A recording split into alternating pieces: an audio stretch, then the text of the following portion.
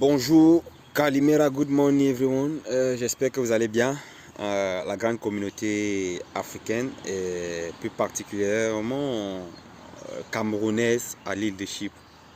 Je m'adresse à tous ceux-là qui sont de l'expression française. Je voudrais, n'est-ce pas, parler d'un sujet très important qui est notre quotidien ici à Chypre et n'est-ce pas, vous voyez, quand tu réfléchis en termes communauté, quand tu réfléchis en termes quand tu es quelqu'un d'une vision, tu ne peux pas te limiter à ta petite vie. Et c'est la raison pour laquelle j'ai fait cette vidéo. Et je pense que cette vidéo te concerne de près ou de loin.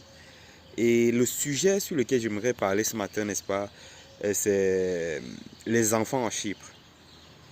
Les enfants. Beaucoup d'entre nous sommes arrivés à Chypre sans enfants. Certains sont à un enfant, d'autres à deux enfants, voire trois enfants même en quelques années. Et c'est d'une part quelque chose de bien et aussi d'une part pas évident. J'aimerais d'abord tout simplement notifier que avoir un enfant, n'est-ce pas, c'est un processus divin, c'est un don du ciel, c'est une recommandation divine même.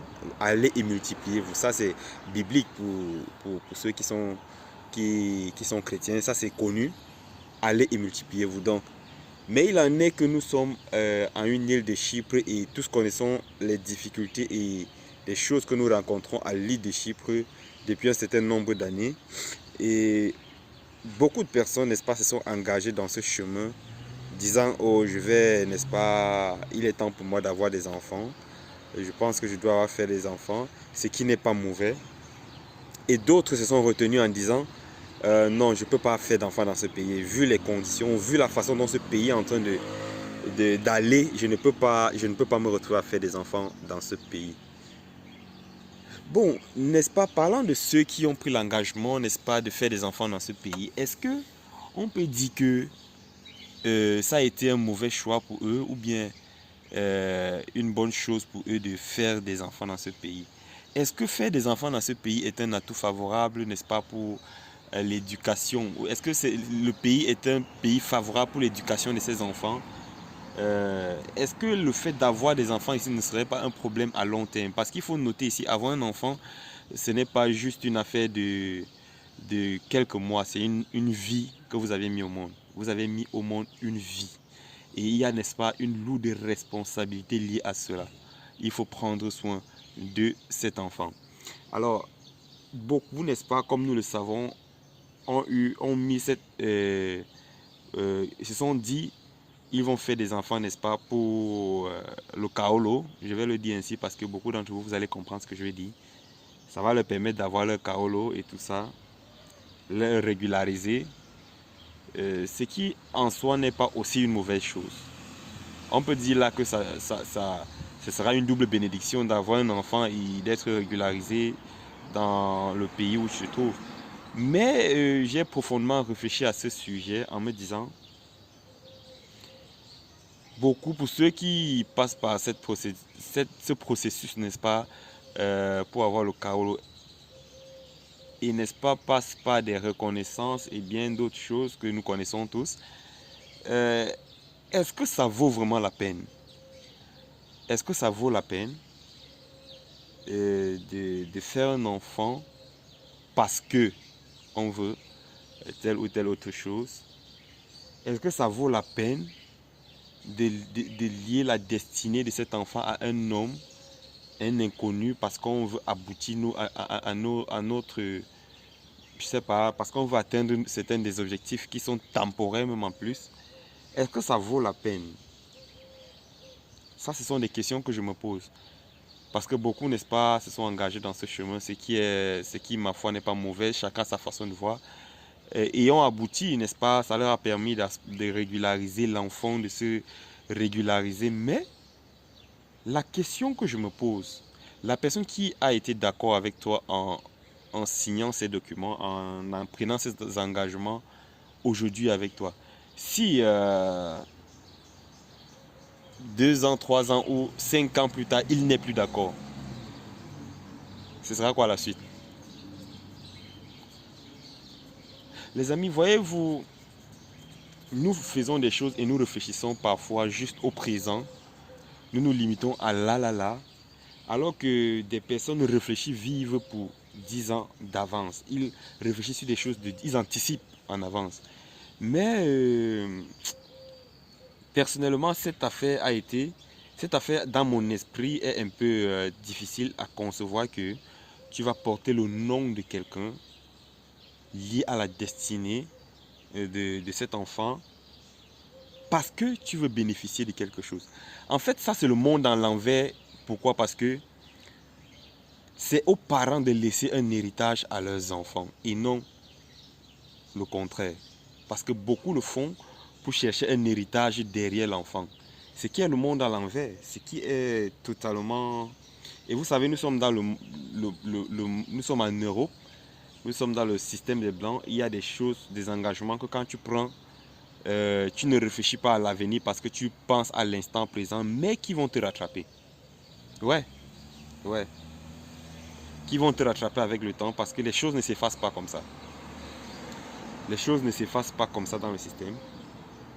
Après 10 ans, on va te rappeler ce que tu as fait il y a de cela 10 ans passés et ça va te clouer. Donc, j'ai vraiment voulu attirer l'attention de certaines personnes qui font ça. Je ne dis pas que...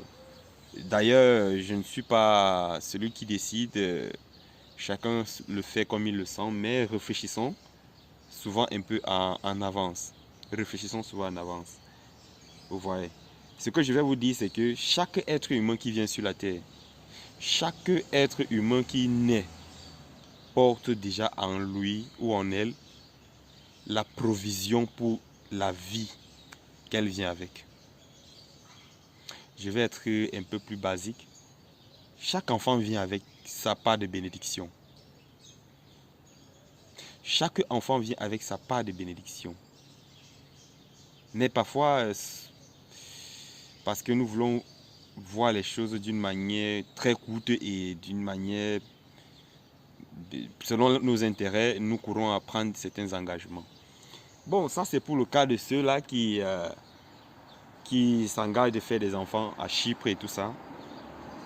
Je voudrais m'adresser maintenant à ceux-là, celles-là, ou ceux aussi, qui se disent que non, je ne peux pas avoir d'enfants à Chypre, parce que ce pays est ainsi, ce pays est comme ci ou comme cela.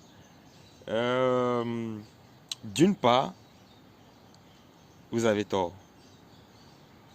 Parce qu'il y a une chose qu'il faut savoir, c'est que les années que tu es en train de prendre à Chypre, n'est-ce pas? Ce n'est pas des années que tu vas les récupérer ou bien qui seront réservées et qui vont être redonnées plus tard. La vie est continuelle. La vie est continuelle. Nous ne vivons pas au brouillon et puis nous allons mettre au propre après. C'est continuel. Donc si tu veux t'engager, si tu veux te marier, oublie ce que le pays est, ce que... J'aimerais que tu retiennes ceci. La vision, n'est-ce pas, est toujours suivie de la provision. Si tu veux t'engager, si tu veux te marier à Chypre, marie-toi. Marie-toi. La Bible dit celui qui trouve une femme a trouvé le bonheur et, n'est-ce pas, il obtient faveur de l'Éternel. Il y a des faveurs que tu n'auras jamais dans ta vie tant que tu ne seras pas dans cette alliance de mariage. Il y a des choses que tu ne vas pas connaître tant que tu n'as pas d'enfant. Réfléchis, décide-toi d'avancer plutôt que de te limiter.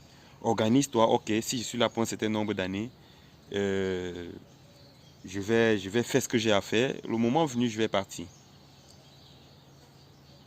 Je sais, chacun connaît la situation à Chypre actuellement.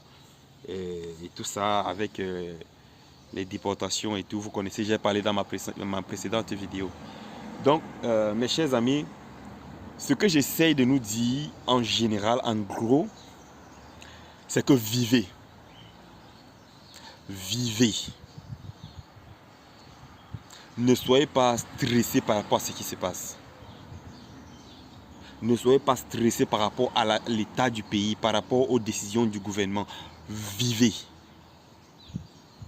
Parce que certains ici ne vivent pas, ils ne peuvent pas se mettre à l'aise, ils ne peuvent pas prendre un moment de relaxation. Comme moi là, je suis dans un lieu public. Ils ne peuvent pas se relaxer parce qu'ils disent qu'il me faut aller chercher l'argent. je vais faire ci et ça au pays. Tu vas travailler l'argent envoyé au pays. Tu arrives au pays, tout l'argent que tu as envoyé quelqu'un, on s'est foutu de ta gueule. Tu vas faire quoi? Donc, vivez.